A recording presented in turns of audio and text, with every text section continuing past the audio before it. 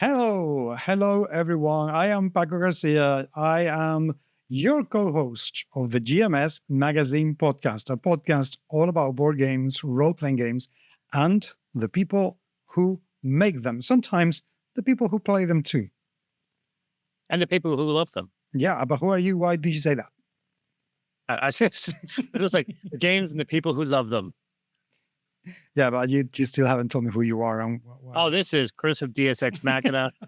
Although I've been spending more and more time making crackers, it's almost like Chris from Tavern Snaps rather than. Although, thankfully, my new project, which apparently is never going to, it's always going to be developed permanently. I think I'll be doing this for the rest of my life. My Arcane Almanac, which is a compilation of different spellcasting systems. Mhm. Every time I think, okay, that's done, I'm finished. And then I'm like, ooh, wouldn't it be interesting to do this as a spellcasting system? Wouldn't it be interesting if I did this as a spellcasting system? And so that's what I have been doing. I originally thought it would be a cool idea to do a spellcasting system based around the kind of a.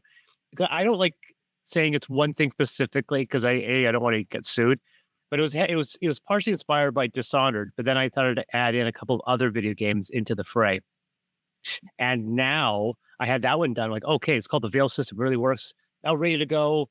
And then on my drive to Calgary, I was visiting some friends, and I thought, it'd be really interesting if I did one that was like gun based. Like it was like kind of like the movie Wanted. And then it was just like, yeah, maybe it's something where it's like a sorcerer. So now I'm developing an entirely new spellcasting system called the Trigger System, which is all about chaos and so forth. Oh, but yeah, that's what I've been doing. So eventually, this book will get. I will put the book down and say, okay, the book. Unless I was going to say, hey, how about you create a spell system that's inspired by this game or this TV show or something? And I'm like, oh, okay, maybe I'll try that. Okay. If I get interested in something, my ADHD turns into a superpower, but then it also becomes a deficient because then I just want to do that.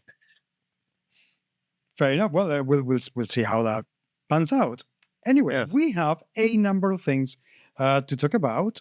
We have one little bit of scandal for part one of the podcast. Just one. I mean, do you have any others? Well, I mean, I'll let you start, and we'll see where we get. Okay. I have to talk about Spiel because I know that it's all been not a month, but it's been 3 weeks already, and everybody has already forgotten about Spiel, but I have not. That happened. Really That's have weird. not. I know it's terrible, and I have a review. Funnily looking enough, forward. I have been playing games, and I have a review of this game called Codetalk. Codetalk. Yeah, which is like okay, yeah, fine, we'll talk about it. So let's go with part number one, the scandal. I have never heard of this website before. It's called Rascal News, Alternative Independent Roguelike. And I am understanding but annoyed nevertheless, because the article that I'm going to refer, and there will be a link in the show notes if you want to take a look at it, it's only partially available and you have to pay in order to read the full thing, which is something that I don't do, because if I did, I would have to pay so much every single month. I would need 3 jobs just to keep my information input going. But what they claim, and this is an article by Rowan Zioli, published today, October 28th, 2024. And the headline is Former World of Game Design Employees Claim Tabletop Company Exploits Workers and Clients. Now, I am not very familiar with World of Game Design, but since reading this article, I have found out that they are an absolutely ginormous company organizing literally hundreds and hundreds of events throughout the United States. They make smaller conventions, bigger conventions, and what they do is, or at least this is what I have got to understand from the article, is that they take people like Modifius, like Cubicle 7, like Marvel, and they represent them at these conventions by recruiting GMs or recruiting people who can actually evangelize and play the games in front of other humans. Now, the premise sounds absolutely fantastic. I really like it. But the it literally goes on to say about the owner of the company, he's either incompetent or he's intentionally deceiving people. And I think it's a bit of both. Ooh. Everything has started with a thread on Twitter that has begun by Ian Newsom. I don't know this person at all. But he literally says in 3 tweets that World of Game Design is unlawfully selling their books. So please don't buy their stuff from them. Apparently, they owe thousands of dollars allegedly to this person. They're not paying. The contract ended and they're still selling and not paying the royalties that they owe.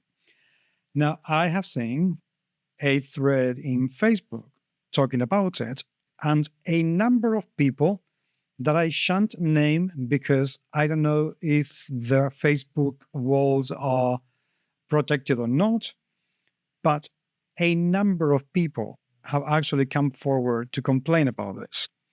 So it's Modiphius, Marvel, Monte Cook Games, Cubicle 7, and Tuesday Night Games, and they literally host thousands of events and mayor conventions across the United States. So it doesn't look very good, like at all. You know, whenever we have mentioned, I'm not going to say reported, because the only thing that we do is we just take a look at what people are saying and we put it out there so other people can, decide that they want to believe. Yeah, we don't do the ground level actual investigative journalism No, that so many people are good at, which may feed into another topic we bring up. But continue. yes. So again, whenever a company, how to put this, where there is smoke, usually there is fire. I'm Right. still to see one single controversy in the gaming world that doesn't have something behind. Now, I know that some people have complained, oh, did you think about approaching me to talk about this and get a balanced view? And the answer is usually no, we don't.